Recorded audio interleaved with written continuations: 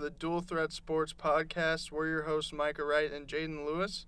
And Week 10 ended with a phenomenal game last night as the Seahawks beat the undefeated 49ers, who are no longer undefeated. Yep, it was a great game. Seattle came back at the end, and it was actually a good defensive game. Jadeveon Clowney had a 10-yard fumble return, and DeForest Buckner had a 12-yard fumble return as well. Seattle was down 21-10 going in the.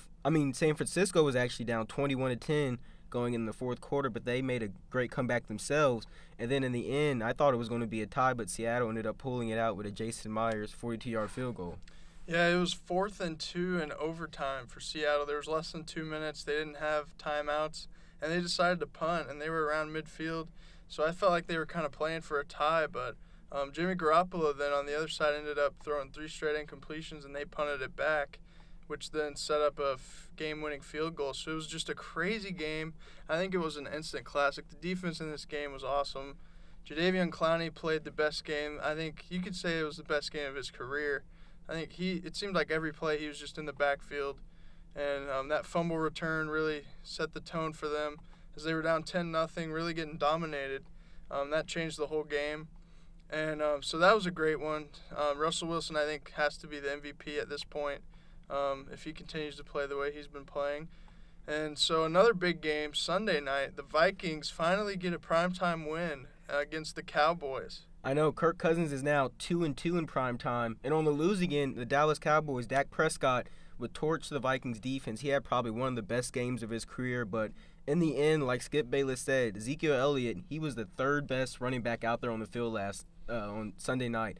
Dalvin Cook and Alexander Mattison just ran hard with a great blocking from fullback C.J. Ham, and the Vikings ended up coming out with one of the biggest wins in the regular season in Mike Zimmer's career. Yeah, the Vikings are in a great position. And also Seattle, I was going to say, I think that win last night clinches a playoff berth for them if you look at the NFC. But big win for the Vikings, 7-3, still in the division race, just a game back at Green Bay, who also got a nice win against the Panthers. Kirk Cousins got a primetime win. You know, the haters, that's the one knock on him. You know, he has Pro Bowls. You know, he's led the league in passing. Good completion percentage as well. Yeah, I think he's just a very good quarterback who's had some unfortunate supporting cast in Washington. And I think we're starting to see how good he can really be. And Dalvin Cook's awesome once again.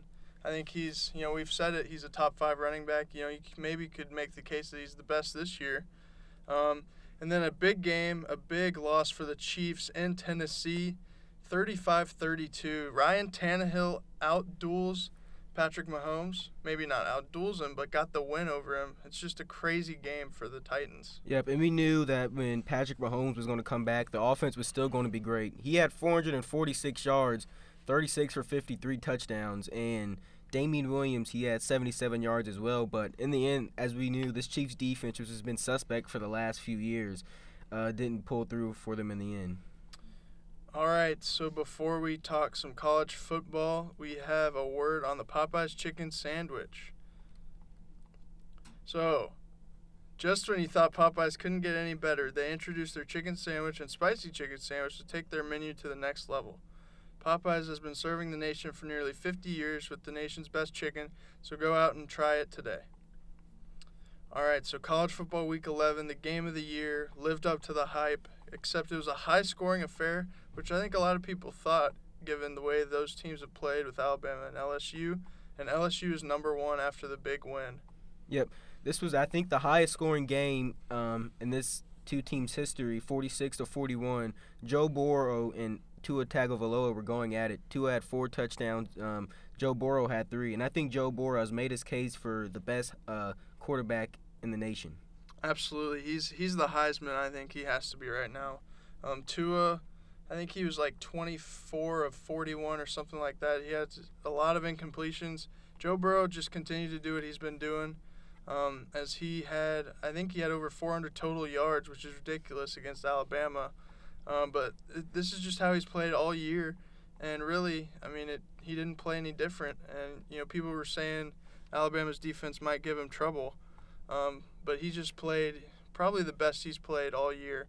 31 of 39 with 393 through the air, 3 touchdowns, 64 rushing yards to show that he's got some legs as well. And then for Alabama, I mean, their defense just looked lost for most of the game, which was very surprising to see from a Nick Saban coach team. Yep. And then there was another upset, which I really do not consider an upset. How about PJ's Flex Golden Gophers beating Penn State 31-26 in a very, very entertaining game? The game came down to the last drive where Minnesota came up with a game-winning interception by, I think, Coney Durr, and it was just a great game. Tanner Morgan went 18 for 20, 339 yards and 3 scores, and they had 2 receivers that went over 100 yards, Rashad Bateman, who had 203 yards, and Tyler Johnson with 104 yards. Yeah, PJ Flex got those guys believing. And, you know, I'm kind of surprised that they're playing at this level in such a short amount of time under PJ Fleck. It usually takes about 4 years to build a program that hasn't necessarily been at the top. But Minnesota is number 7 in the nation right now. And I'd argue that they'd be number 6, as we'll get into later. But Penn State was in the top 4 of the college football playoff. So that was a huge win at home, probably the biggest win they've had in over 100 years. Like you said, Tanner Morgan was amazing. They really didn't run the ball, that well. They really just got plays, big plays in the pass game, as Bateman and Johnson just took over and had over 300 combined receiving yards. So that was a program-defining win for PJ Fleck and those Gophers. All right, before we get into some college football playoff predictions, we have a word from Little Caesars Pizza. So in the midst of the college football and NFL season, fans need a place to complete their game day experience. No game day is better than one with Little Caesars Pizza and a 2-liter soda that you can get for free with code FREE2L1. That's FREE2L1 with any order of pizza from Little Caesars. All right, so we have our college football playoff predictions as the rankings will come out tonight. Number 1 has to be LSU, I think. Even though Ohio State continued to dominate, even though it was just Maryland, LSU with a huge win over Alabama, and I think their path is very easy as they play Arkansas, Ole Miss actually this upcoming week, and then Arkansas, and then they finish off against Texas A&M. I think that's an easy road to the SEC championship. Yep, my number 1 is also LSU, and even if they get into a situation where they lose in the SEC championship, like you said, with that easy schedule, I don't think they would fall too far. I mean, with that easy schedule, if they win out, I don't think by losing to a team like Georgia in the SEC championship, that will fall too far. I think they'll fall down to number 4 and still get in no matter what. That's going to be real interesting if Georgia beats LSU. I think you'd have to put Georgia in, and then you'd also think, well, LSU beat Alabama, so Alabama would be out. Then you have 2 SEC teams that, I think most people want to see. So number 2, I have Ohio State. I think many think that they're the most complete team out there. Their defense, I actually think, is better than LSU's. They haven't, they've kind of been tested. Wisconsin had to go there. I think if that was in Wisconsin, we would have seen really how Ohio State's team is, but they've had a pretty favorable schedule throughout the year. They've really just blown out every team, so it's hard to say what they'll do in a playoff situation. Yep. My number 2 team is actually going to be the Clemson Tigers.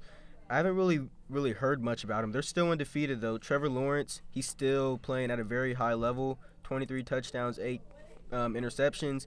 They've ran for a ton of yards, too. I think they'll have an easy way getting through the ACC, and they're number 2 for me. Yeah, the ACC is by far the weakest conference out there. The North Carolina game, if they would have lost that, I think we're talking Clemson would not make the playoff, but they escaped. That was really their one test of the year. Since then they've won 55-10, 59-14, 59-7, 45-10, just blowing people out. There's really no team that can test them in the ACC. As, they'll probably play Virginia in the championship, and I think they'll just blow them out of the water too. So another undefeated season for Clemson should get them in, no doubt. And then we'll see, how they are when they play those SEC or Big Ten teams if they face Ohio State. So my number 3 is Clemson. I think you'd have to put Ohio State over them just because the strength of the Big Ten is stronger than the ACC. Looking back at it, Clemson hasn't faced a ranked team all year. Early in the season, you might have thought A&M was ranked, but, they turned out to not be as good as people thought. So I think Clemson, I still think they're obviously very good and they're undefeated, but we just don't know how good they really are. My number 3 is going to be Ohio State. They're a very good football team. They still have 2 key matchups at home against Penn State, then on the road in Michigan. I think they'll win both of those games. They're playing at a very high level. Justin Fields, he's only thrown 1 interception all year. J.K. Dobbins, he has 1,200 yards and 11 touchdowns. Fields ran for 10 touchdowns. And then you have Master Teague, who's ran for almost 700 yards. I really like Ohio State, but I think if they ended up playing the Big Ten championship, the Minnesota Gophers would probably give them the toughest contest. Yeah, and I think Penn State and Michigan aren't as good as they've been previously. And if they just blow them out, I think that solidifies their spot in the playoff. And then number 4, I have Alabama. Just the 1 loss to LSU. I think, and that'll knock them out of the SEC championship, but depending on what happens there, I think if LSU loses the SEC championship, Alabama would be out, and LSU would be in. But I think Alabama's got a clear way to the playoff as long as LSU wins the SEC. Yep, and number 4 is Alabama. I think Alabama's in a great spot here because, like you said, if LSU ends up beating Georgia, I think Alabama would get in number 4, and if LSU ends up losing and somehow gets out, I think Alabama can somehow get in. They have a very easy schedule, I think you said earlier, and I think they're a team that can just get in the playoffs. Before we get into some NFL power rankings, let's talk about the Burger King Impossible Burger. The Impossible Burger is a sandwich made specifically from plants, but it tastes just like a regular burger, like there's beef in it. It's topped with juicy tomatoes, fresh lettuce, creamy mayonnaise, ketchup, crunchy pickles, and sliced white onions on a soft sesame seed bun. It's 100% Whopper, 0% beef. And before we get into our next segment, let's talk about some fantasy basketball. With the NBA season still underway, it's never too late to download the #1 fantasy app. The ESPN Fantasy app is the #1 fantasy sports app, and all you have to do is just download it on Android or Apple. You can create your team with friends or random, and you can start at any time, and it's completely free to play. All right, NFL power rankings, let's get it going. Number 1, I still have the 49ers. They really had a chance to win that game. Their defense was phenomenal. Jimmy Garoppolo, I think a lot of people don't think he's a big-time quarterback, even though they're paying him a lot of money, and that kind of showed last night. But their defense is just so good, I'd still consider them number 1. Yeah, I have them as number 1 also. And you also have to remember yesterday they were without George Kittle as well. So that's a great point. That was a great loss for them. But I think they probably could have won that game with George Kittle, but it was still a great game yesterday. Yeah, and then number 2, I have the Ravens. Just that win over the Patriots, who I have as number 3, is the reason why I consider them the best team in the AFC right now. Even though they're 7-2, the Patriots are 8-1. Lamar Jackson's just playing unbelievably. I think Russell Wilson might have a slight edge just because of, his passing ability might be better, but I think you got to have the Ravens at 2. And then after the Patriots at 3, the Seahawks, who got that huge win.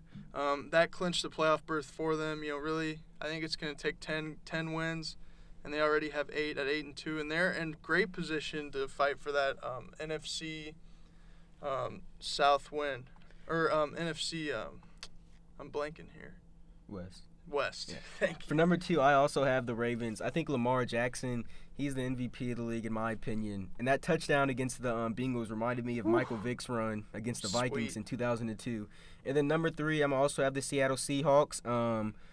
They showed that they're one of the best teams in the NFL by going in and beating San Francisco. And Russell Wilson, like you said, is playing at a high level.